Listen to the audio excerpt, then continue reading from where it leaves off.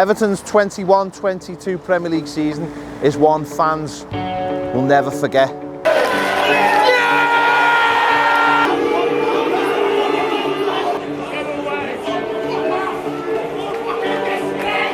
I can't believe what I've just watched there, what I've just witnessed at Goodison Park.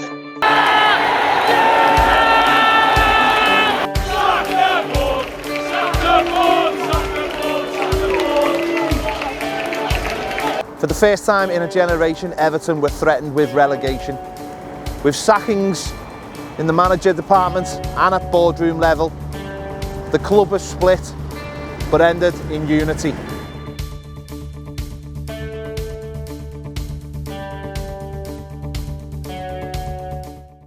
Welcome to Toffee TV. Carlo Ancelotti has left his role as manager of Everton Football Club to join Real Madrid.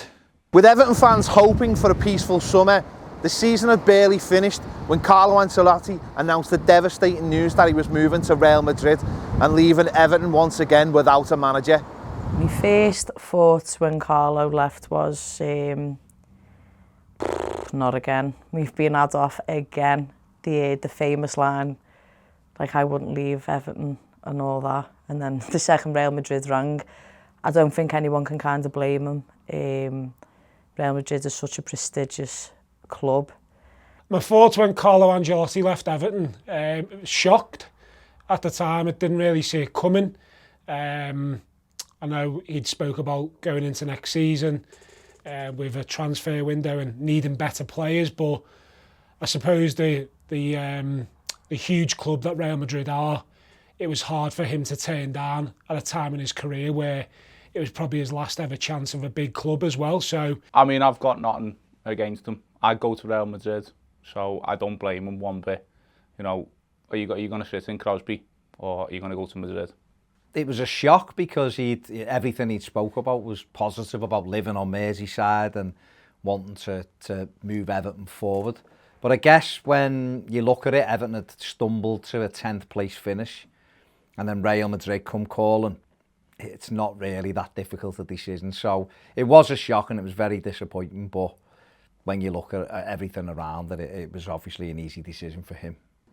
It almost just was like disbelief that he'd left the football club. It was like, well, what now? Because, you know, the thought behind Carlo Ancelotti was that there was a plan. He was going to stay here for a number of years. He was going to lead us into the new stadium. And all of a sudden, you know, what felt like a 24-hour period, we'd gone from having all of that to not having it, and it was just a shock.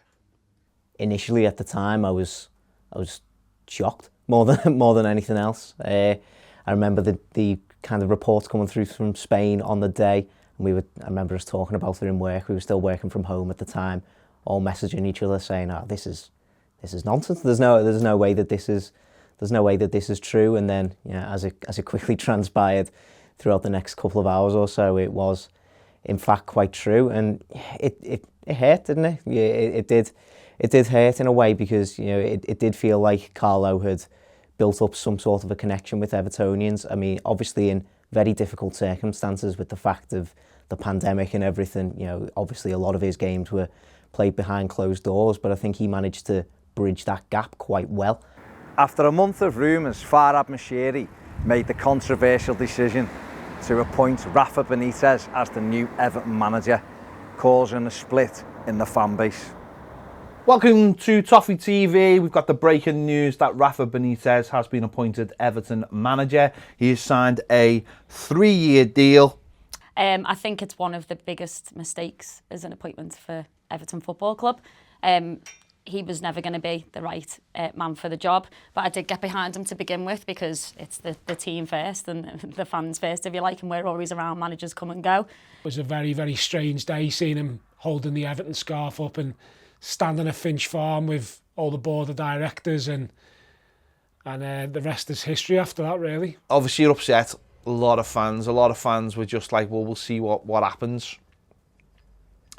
But I don't think many people, you know, settled into it. They just sort of went, well, here we are, let's just get on with it. Everton have been in disarray for the last 2 or 3 years in terms of managers coming in and out, and yeah, it was a hard one to swallow for a lot of people, but I think a lot of people just thought, right, well, let's just see what happens and let's just get on with it.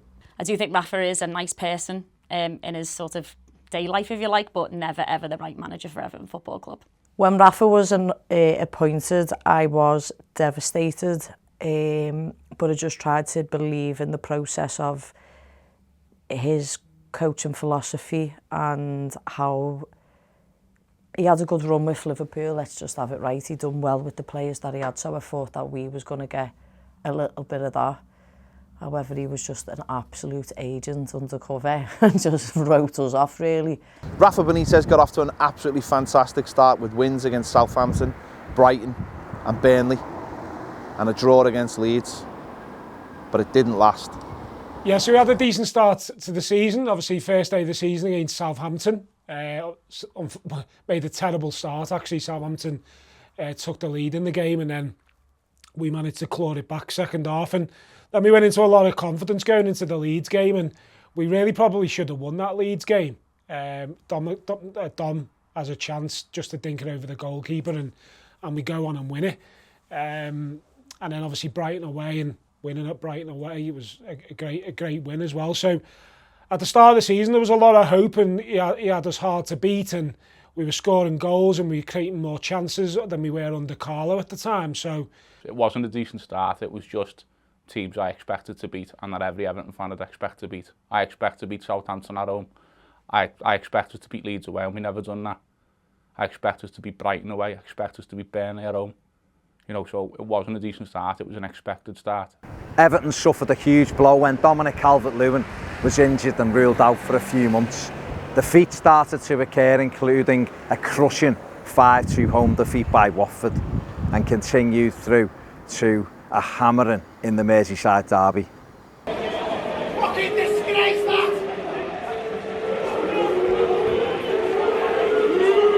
Fucking disgrace! Fucking disgrace! Get away! Fuck off! Fucking disgrace! Fuck off! Fuck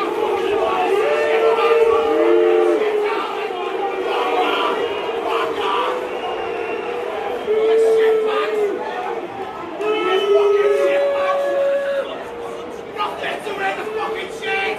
I can't believe what I've just watched there, what I've just witnessed at Goodison Park. Unbelievable. Just collapsed by Everton today. I mean, didn't really start. We started out well. But to be fair, listen, number one, Watford wanted that game more than any Everton player on that pitch. Every Watford player ran through a brick wall for their manager and their fans today. And Everton just simply couldn't cope. It was just a disgrace. We just got a gang of absolute shitbags playing for us. That's all I can say from today's performance. An absolute gang of shitbags. Sack the board! Sack the board! Sack the board! Sack the board!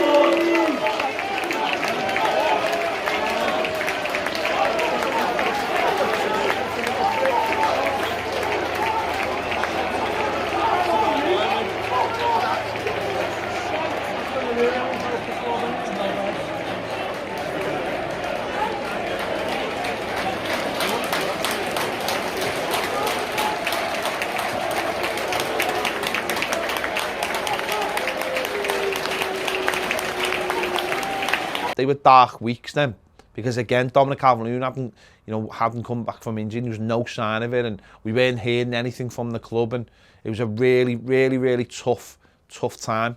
You know, autumn going into winter was really tough for the club.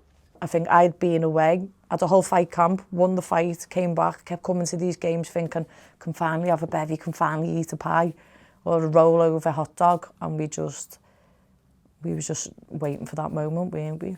After the first couple of games, you kind of, it doesn't really register with you, especially with the draw against Manchester United, for example, just before that international break, a draw that could have easily been a win. You know, it's easy to forget, you know, there was that chance, well, that disallowed goal from Yerry Mina, wasn't there? And, you know, the debate over whether Tom Davies should have shot it, for example. You know, there were some moments like that where you thought, oh, well, if that had gone differently, then it would have been fine. But yeah, results just kept getting worse and worse. I think, you know, the Watford game in that period is one that particularly stands out, isn't it? You know, weirdly, the last time that Farhad Moshiri was seen at Goodison Park was was that Watford game. Apparently he missed the first 20 minutes of that game as well. So he sort of 5-1 loss rather than the 5-2 that everybody else saw. But you know, I think that was the first real time where I was thinking to myself, that was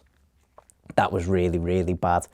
And then you as I say, they just kind of kept getting worse from that point on. It was embarrassing at the time for us as fans and as a club, because we really couldn't see the next win from anywhere, and the heat started to get hotter on Rafa Benitez, and the fans started to lose more and more patience, and his job was looking a lot harder than it was at the start of the season. And yeah, and the fans obviously clearly frustrated with Rafa Benitez as well. At the start of December, fans were getting restless and the 27 campaign was launched. It coincided with a home game against Arsenal that Everton must win. But fans were set to walk out the ground. I think when the 27 campaign started up, I mean, I think we all know many of the people, and they're all proper Evertonians. But for me, particularly that game against Arsenal, the thought that true blue Evertonians would walk out the stadium during a game that was so important, I just couldn't embrace that at all. And I think the campaign itself, I think they reflected on that and thought, you know, actually that might be right. I think it was a great idea. I think it still is a great idea. I understand the criticism of it because of the situation we were in at the time. And there was very much a mix of us, I think the majority of Evertonians feeling like we were really, really in trouble, and therefore almost agreeing with the campaign, but sort of not agreeing with the way in which things were done at the time in which they were done. Things were getting really bad, and a lot of fans got together and started the 27 campaign, which was in protest to it being 27 years that since Everton had won a trophy, and it culminated around the Arsenal game. He'd just been hammered in the derby 4-1 the week before, and fans decided to show their concern by walking out in the 27th minute. And you know, I think fans are frustrated and felt they had to do something. Not everybody agreed with it, but they had to show their disapproval. Everton go on and win the game. You know, Damari Gray scores an injury time winner, which was incredible. Our first win since September. And that kind of culminated alongside that campaign. Meant that the hierarchy knew that the fan base weren't happy. And that win, as good as it wasn't going to paper over what was going wrong. And, you know, Marcel Brands had left the club as well in the outfall of the Merseyside derby. So there was a lot of turmoil at Everton. A lot of turmoil at Everton at that time. I mean, good on the 27 campaign for trying to sort the board out, because the board isn't good enough. Changes do need to be made from the highest level right through the club. You know, we've got this like thing that we look after, like ex-players and all stuff like that, and that's down to one person at the football club. I chose not to leave my seat on the 27th minute because it just wasn't...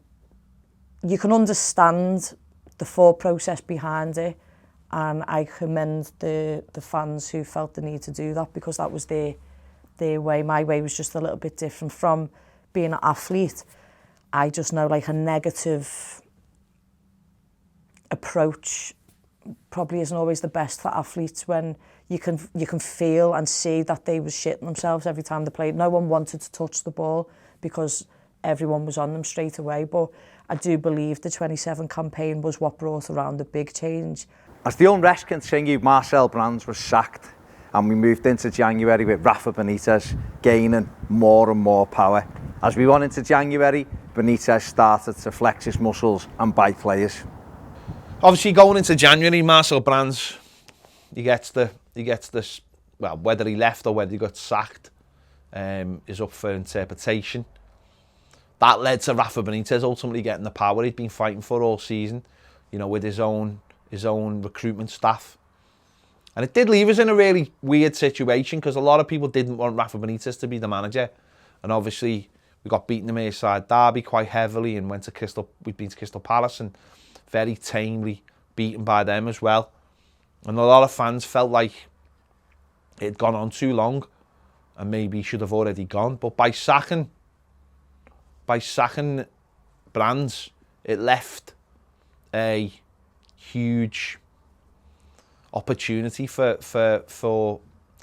Rafa to seize and to get that power, and it made you think like he wasn't going to get the sack, like he was going to take it forward, and obviously then get the opportunity to bring his own players in and it was a very strange time because we weren't playing a lot of games with all the COVID calls off as well. We went to Chelsea and got a 1-1 draw with an absolute scratch team. I think that again that gave us a little bit of breathing space going into January. I don't think we played another game till New Year's Day, the 2nd of January. So it was a very interesting time at Everton. A lot of fans were worried that was the wrong move, and having Rafa Benitez have all the power was a bad step.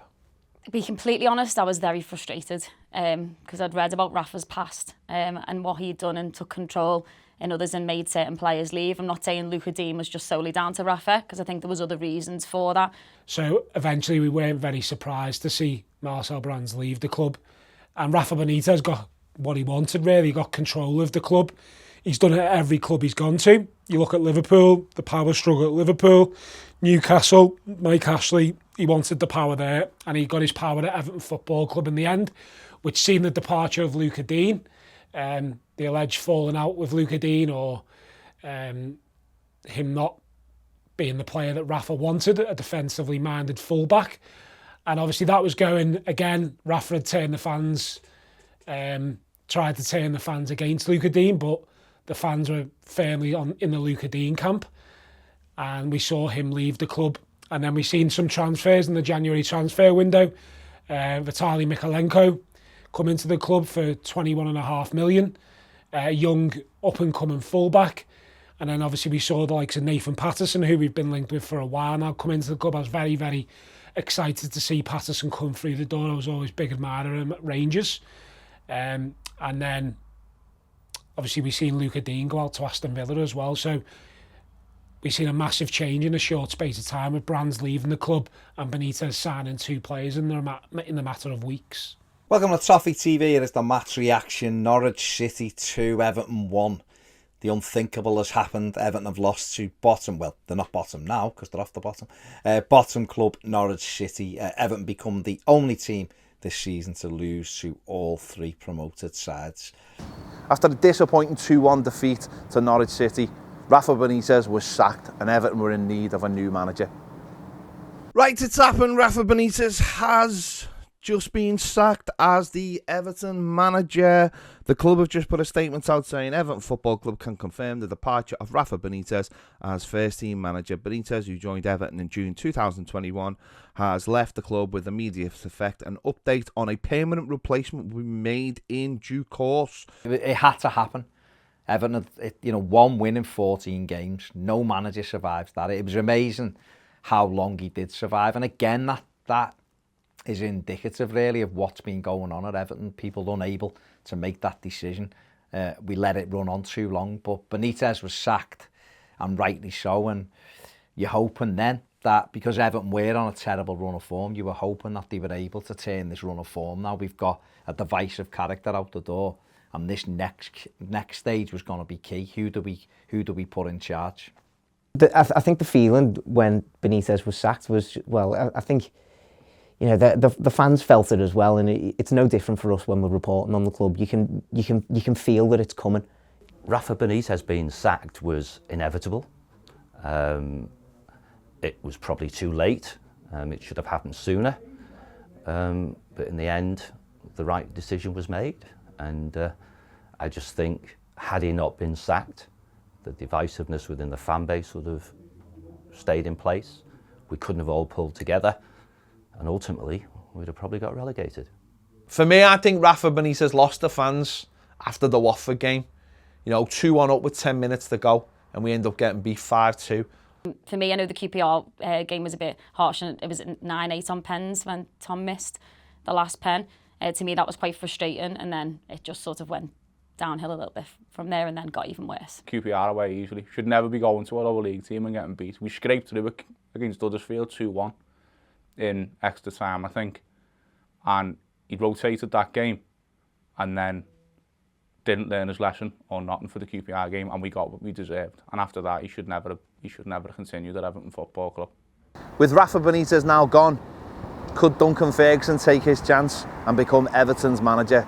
Duncan Ferguson was asked to take the team against Aston Villa, and I guess everybody was hoping for the same uplift as when he took it the time before against Chelsea. And I think he was given, even that decision wasn't made quickly enough. He was given the team a couple of days to go, and we had Villa at home, and despite Everton being the better side, we lost the game, and it was a hammer blow for Duncan. It was a hammer blow for Everton, because it was a game you know, Rafa Benitez had gone. This was a game, so I think we'd have gone right next to Aston Villa had we beat them that day. Steven Gerrard was there on their line. But Everton just couldn't raise themselves enough, despite running more than they had done, having more chances than they had done.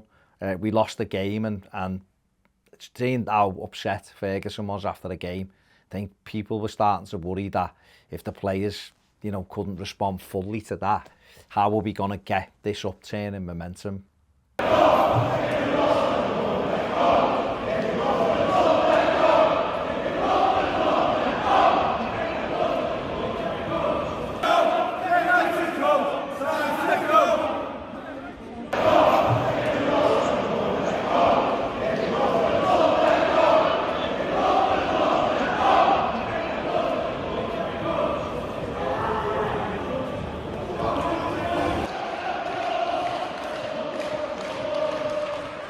Obviously, we had a couple of weeks then where, you know, Roberto Martinez, the club would have to have Roberto Martinez, who was obviously contracted to Belgium, and they wanted him to come in on a part-time basis.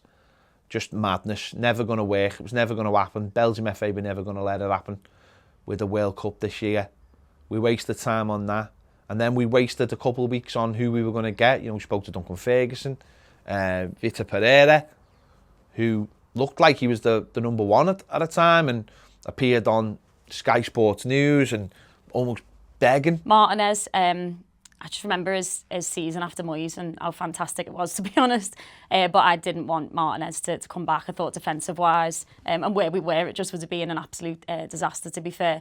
I didn't know much about Pereira. Obviously, I saw some of the graffiti and some of the fan sentiment about that.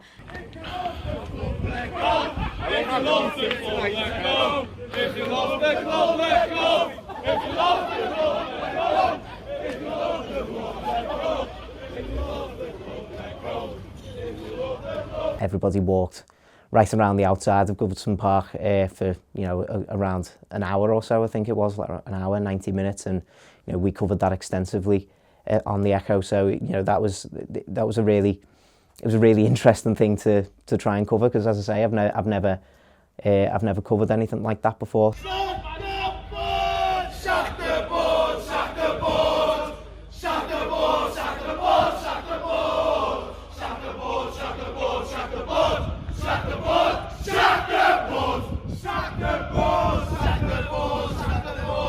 Following Rafa Benitez's sacking, the Everton board chased Roberto Martinez, which seemed a strange decision, Vitor Pereira, before finally settling on Frank Lampard, who was appointed the new manager of Everton Football Club. Frank Lampard is the new Everton manager. It's been announced at last. The worst kept secret in football for the last few days, but he is the Everton manager. He's very happy to be here. He said so. He did. So when Frank come in, obviously there was big question marks as to whether or not he was good enough, experienced enough to be able to drag Everton out of the position that we were in. One thing I think Frank done really, really well when he come in was unify our fan base. As I said previously, that was so divided, and he really played on, you know, the greeting of the coach and fans meeting before the game, and he really zoned in on that relationship between players, manager and fans, and I think that was a big benefit in us obviously getting out of the position that we're in. And you know, whether Frank's good enough to take us forward or not will soon to be said, but I feel like the relationship he's got with Evertonians is a very, very special one. At Lampard, I'll be honest, at first I thought, yeah, young, hungry manager. I think he'd have a good coaching staff around, and that's what I thought. So I wanted to, out of the three, he was the one I'd want, and obviously he's proven that he gets the club. After weeks and weeks and rumours of rumours, Frank Lampard walks through the door. I was genuinely excited to see Frank come through the door. I thought he was harshly treated at Chelsea. I thought he'd done a very good job at Chelsea in his first season under the financial constraints that they had. And he come to our club, and I feel like he was one of those managers, Lampard. He got the fan, but he comes in and he knows Everton as a football club. He's played against us many times before for Chelsea. His dad's got a rich history of playing against Everton, obviously when he scored in the cup final as well. So I was really happy to see Frank Lampard come through the door. It was a young, enthusiastic, saying all the right things about the football club and the fan base, and I think he got the fans back on board with the football club again.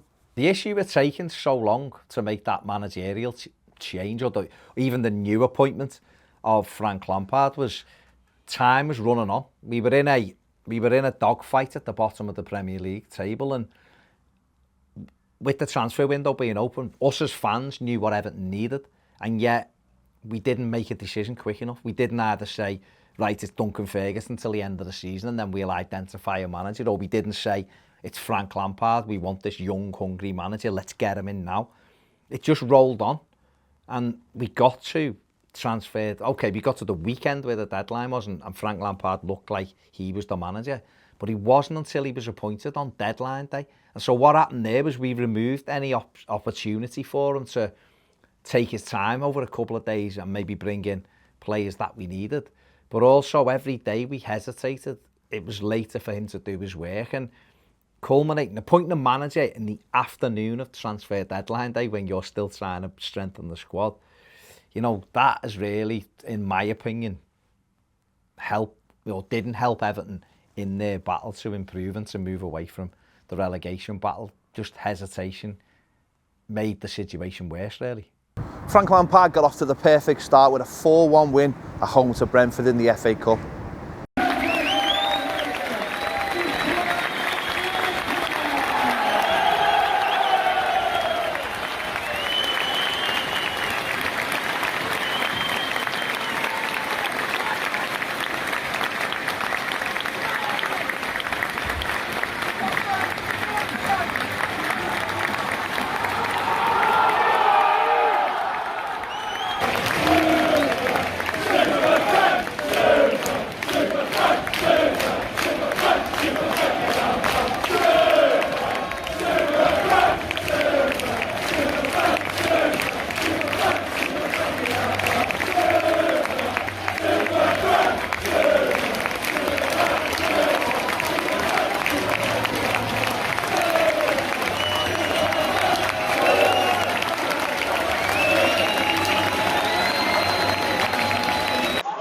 Decent start from Frank Lampard, I'd say. No, great day, great occasion, great for the players and the manager. Quite comfortably in the end at Goodison Park today in Frank Lampard's first game as Everton manager. It couldn't have gone any better for him, I imagine. I just remember the hero's welcome and the turning of the tides with the fans, and I just remember it's really given me goosebumps now because I hadn't felt that kind of the fire in the belly of the fans, and I was just like, oh my God, this is what it used to be like years ago. A win against Leeds followed and another win against Newcastle.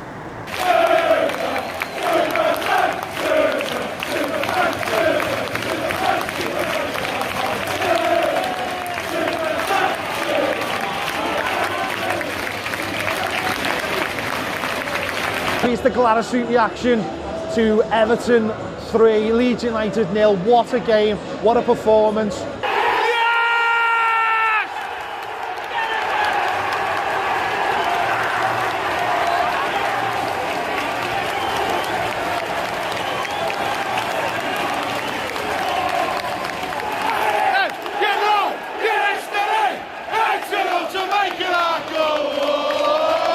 Instant Gladys reaction. Everton have just beaten Newcastle United 1-0 in just an unbelievable, mad game of football. It was tight, it was tense. We had some knobhead chained to the goalpost, protesting oil. Fair enough, protest oil, mate. Just don't do it. I get, you know, at Goodison Park when we're desperate for a point. After a disappointing 4-0 defeat against Crystal Palace in the quarter-final of the FA Cup, harsh words were spoken about the squad, and Frank Lampard asked them if they had the bollocks.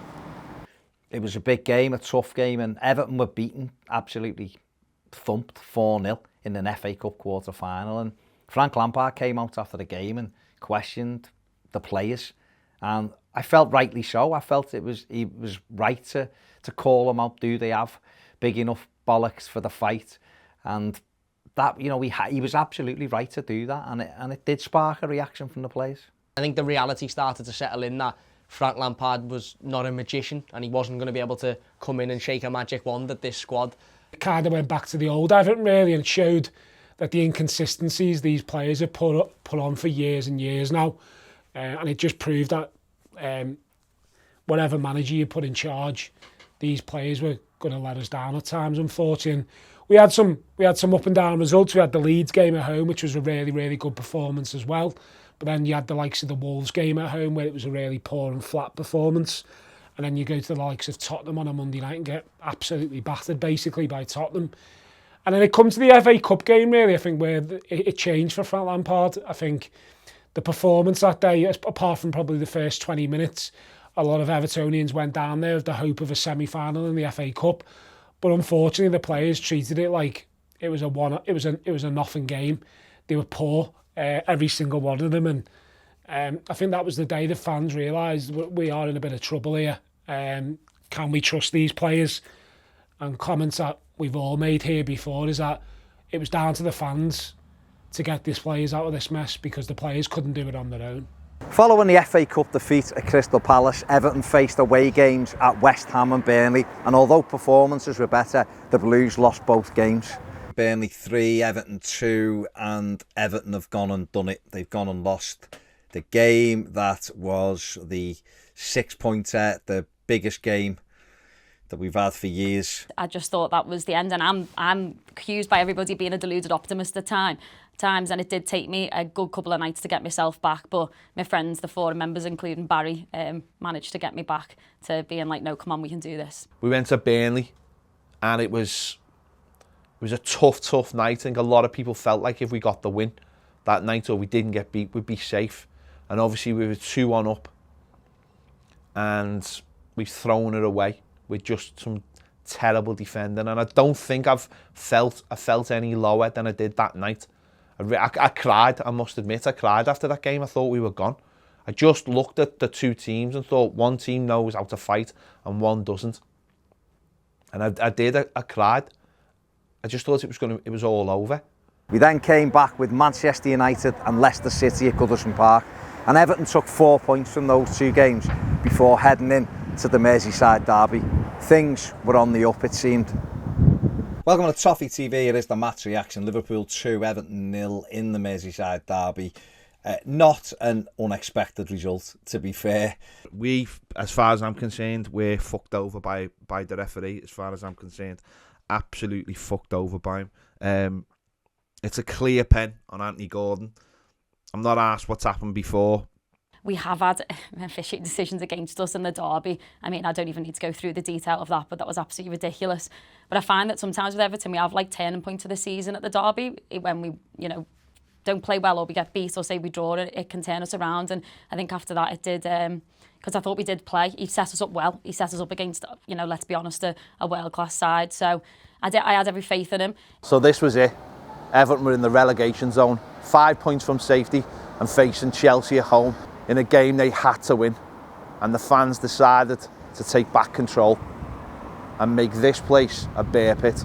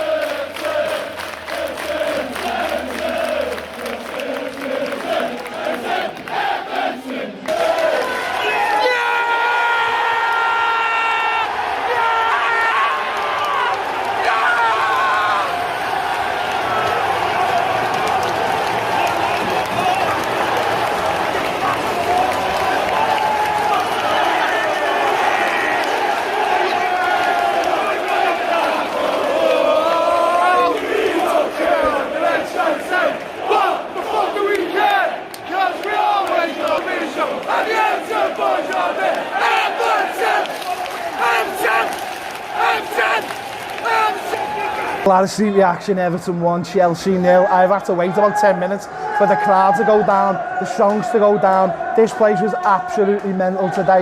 Unbelievable.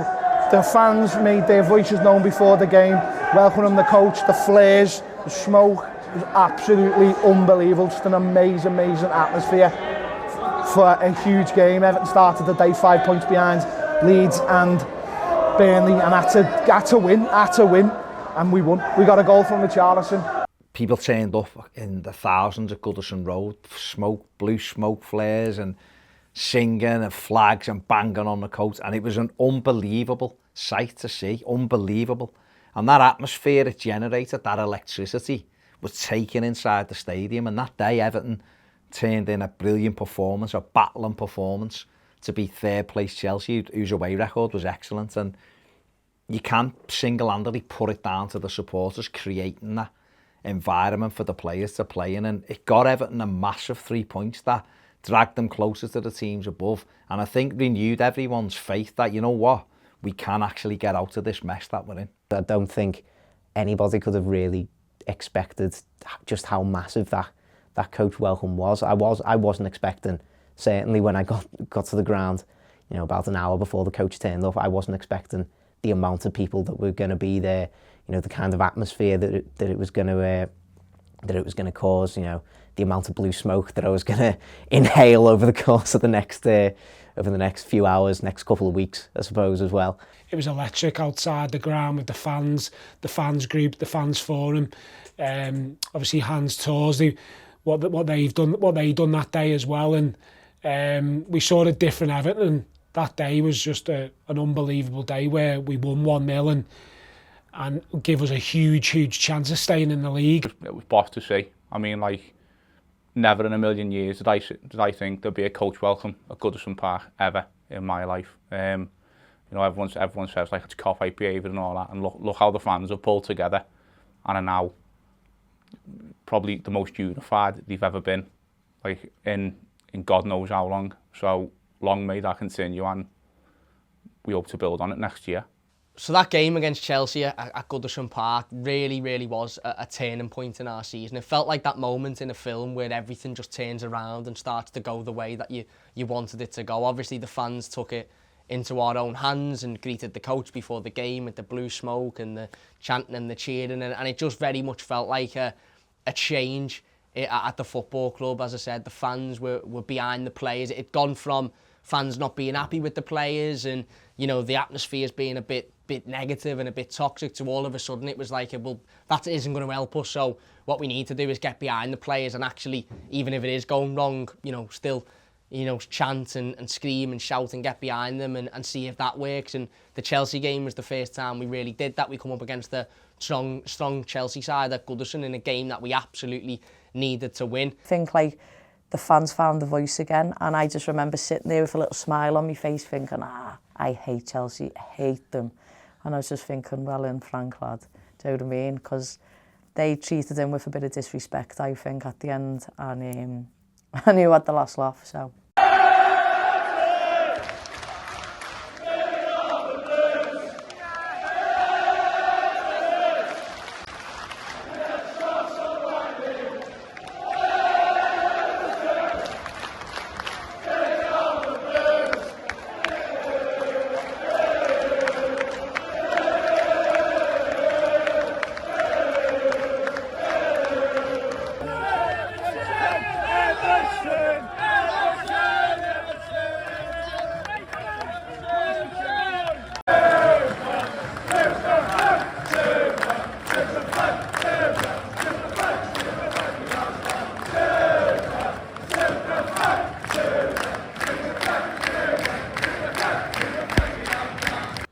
We'd been to Leicester and got a huge 3 points, and anyone who'd been at that game will tell you that the atmosphere was absolutely incredible. You know, people stayed behind afterwards, and for half an hour, Frank Lampard came out.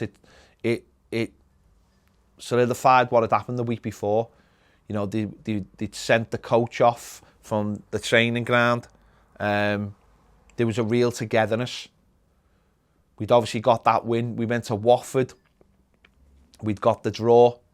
even though a lot of people, we probably should have got the 3 points, and we were just creeping up the league, but it wasn't certain. We played against Brentford, and again the scenes were absolutely incredible before the game. You know, Burnley had been beaten by Spurs, Leeds had drew with Brighton, and all we need to do is get a win. We need to get a win. We needed 2 points. We need to get a win. And obviously, we went 1-0 up, and then the sending off of Jared Brantwaite changed the game. The referee that day was terrible. But we've ended up getting beat.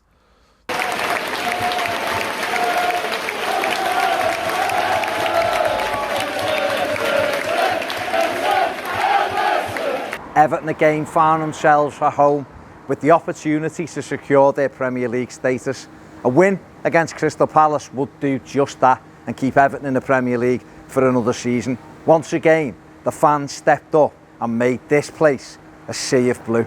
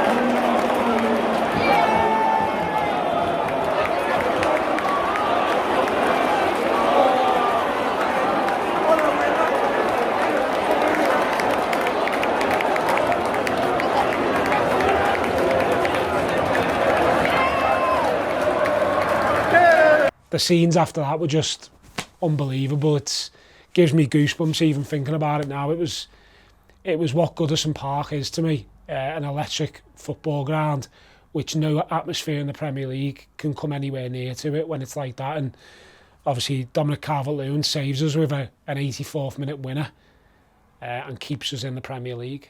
But I'll be honest, I can't hardly remember the match because I was so emotional. I cried from the second half all the way through. And when DCL scored, I fell to the floor just with absolute relief. And yeah, blue-faced and tears. So I looked amazing that game.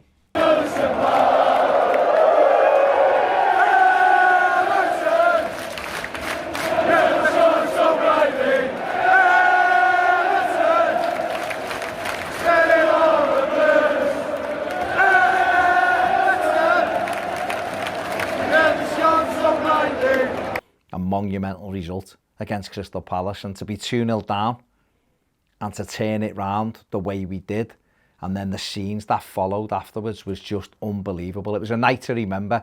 Okay, it wasn't for the greatest reasons. We'd want that for winning something, but it was an unbelievable night, and a night that everyone who was at the football match will never forget.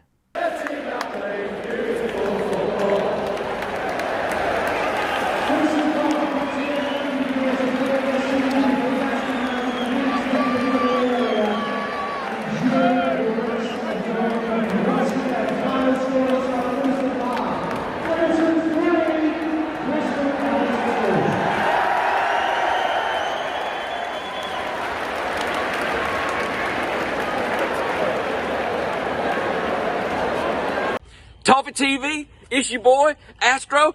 Woo! How about them blues, baby? It's good news for the blues. Woo! And there ain't no time to lose, baby. Let me tell you something.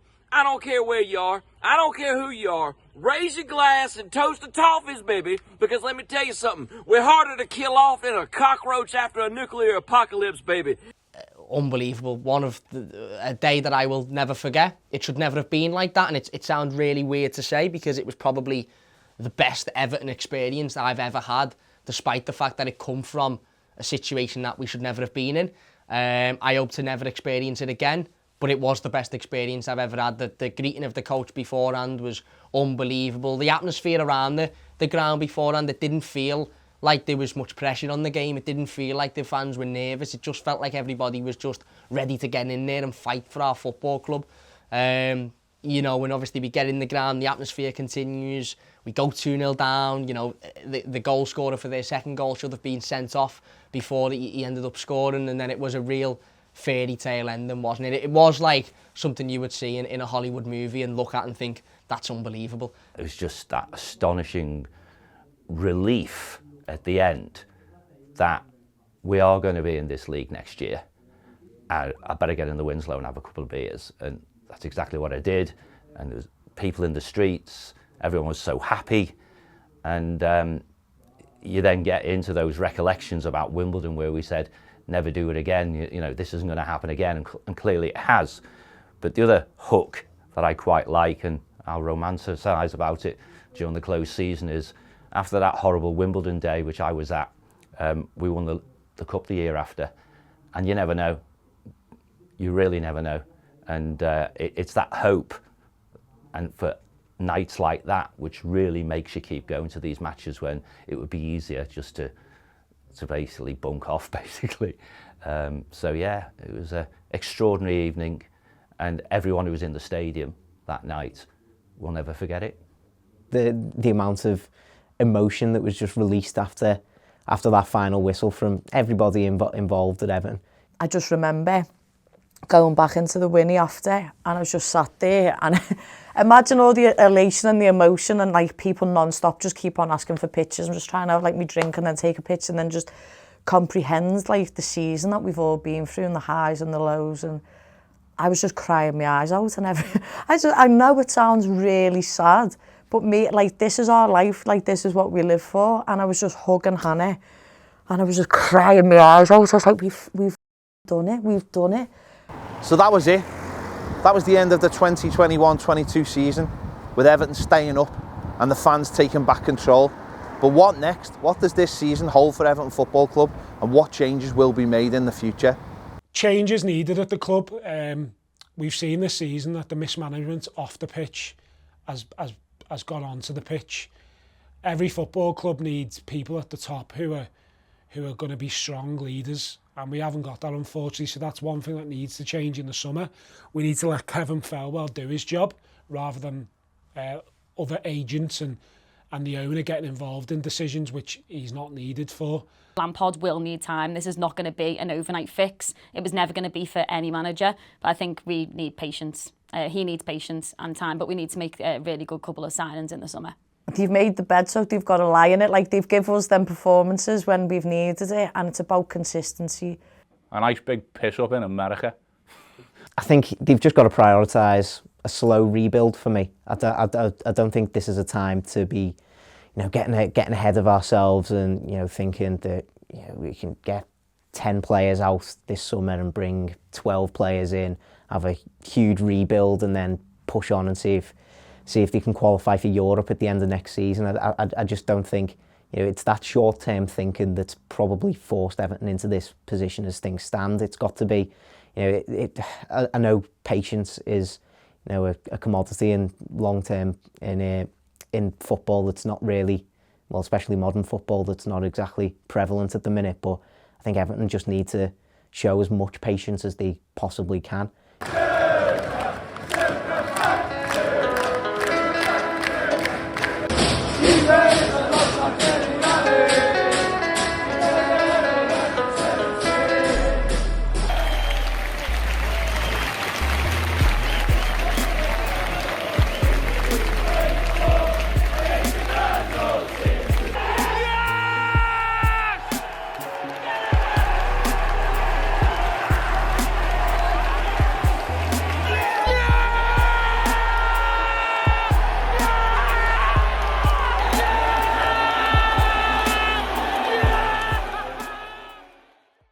Up the fucking Toffies.